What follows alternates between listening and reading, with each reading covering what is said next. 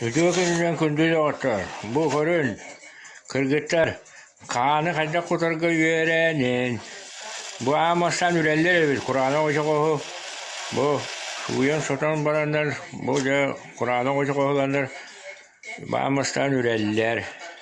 O çoğunu bulana teniyer evet. Teniyer kaydı bakıyorlar bu haddaka.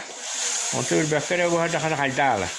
Öyle bu amaçtan kor bu. Bu şu hakin yatın onunla şarahatın diye. O çok oha kan hayatım bunu şerahatın gelir bu kor. Bu üreller bir manı tire bak sarkıdı. Keddiği Halkını bulduk da harallar. hakkını bulduk da harallar. Ben bolana hoğutan kutar bolamın. Bu mandık ispiysa gelen ne var? Bulduk. Bir etti.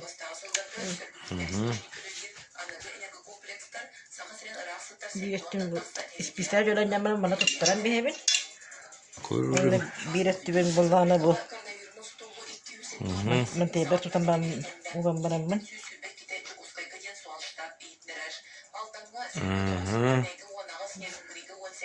Burun nokta. Burun nokta. Bunu ben tuttum bu. Bu nokta.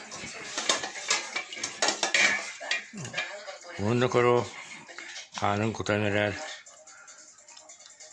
Bu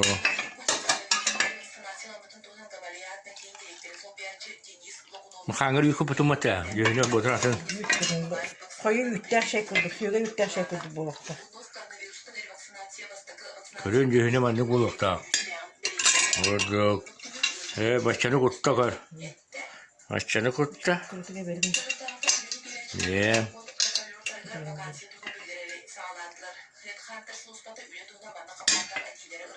Kırdık. Kılını. Ye.